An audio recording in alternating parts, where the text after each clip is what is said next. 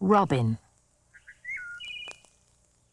Did I tell you about the little bird who lives with Georgia and Tom and Christopher? Sure I did. Robin, her name is. Remember? Robin is so pretty, and she has such a sweet, warm voice. If you listen very hard, maybe you can hear it. One morning, Christopher wakes up. He feels in a bad mood. He goes to see Georgia. "I'm not happy," he says. "What would make you happy?" Georgia asks him. "Nothing," he says. "Not even going fishing?" "No." "Playing tag?" "Nope." "Helping me bake muffins?" "No. I want to do something new. I want to go somewhere different. But I'm just stuck here in the same old place." Georgia laughs. "I'll tell you what," she says. "Why don't you go out into the meadow? Lie under the tree where Robin is singing. Ask her to tell you about some of the places she's been. Listen to her, and you will feel like you've been there yourself." "But Robin can't talk," Christopher says.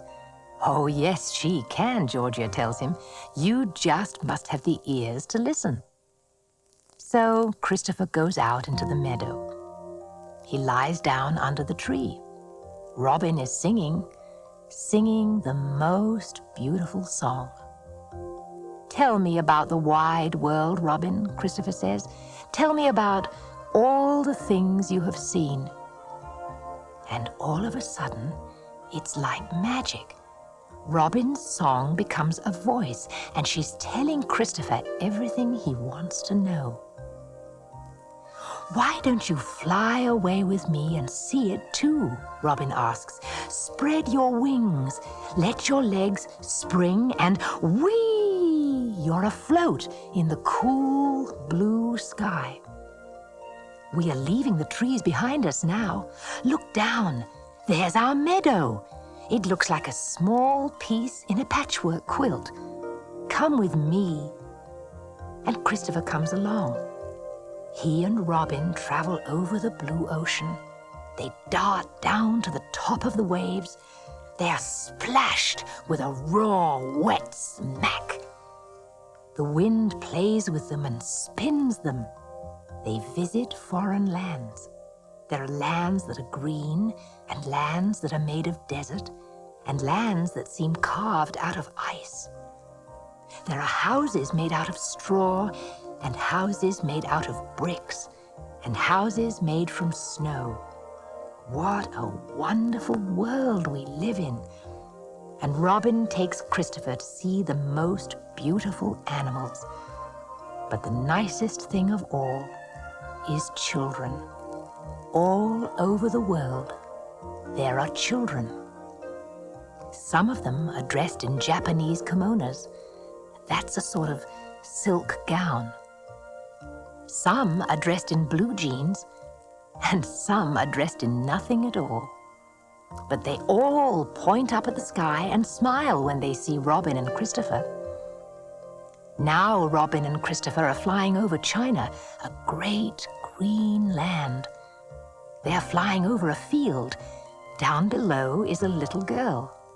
"Oh, stop for a moment," she calls to them. "I have something to give to you." They fly down to her. She holds out a handful of rice. China is a very poor country. The little girl is giving away half her dinner. Robin and Christopher do not take the handful of rice, though they're very hungry. They take one grain to be polite.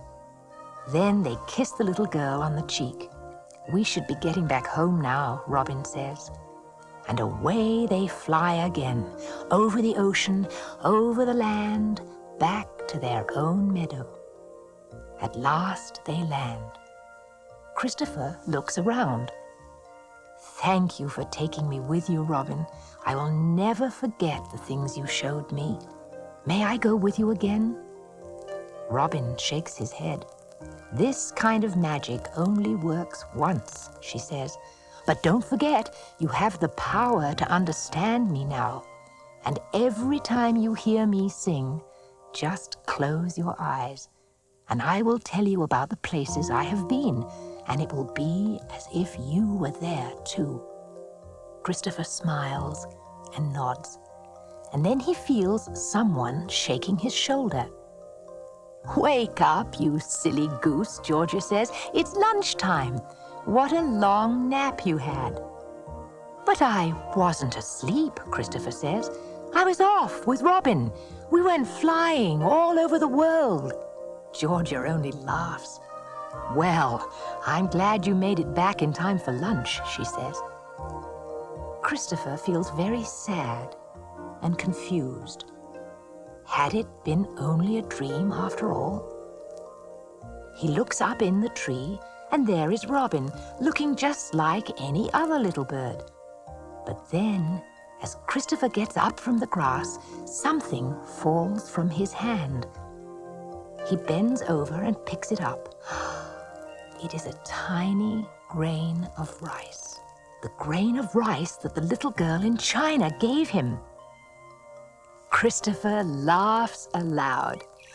He looks up in the tree at Robin and winks at her. And Robin winks back.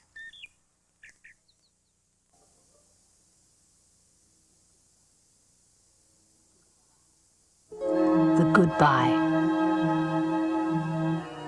The days are growing more and more chilly. Robin has flown south for the winter. The trees have lost all their beautiful leaves. One morning, Tom and Georgia are in the living room.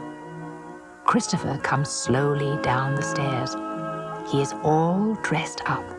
He's even wearing his shoes and his coat. He looks quite grown up and a little sad. Where are you going? Georgia asks him. Suddenly, she feels a little sad too. It's time I went back home, Christopher says. Remember, I told my family that I'd be back to them in the autumn.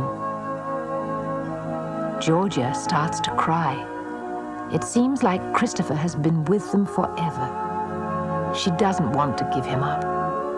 Tom is very sad too. They both love Christopher very much, but they know he must go. I have presents for you, Christopher says. He gives Tom a fishing pole. I carved it myself, Christopher says, and he gives Georgia a beautiful cradle for her doll.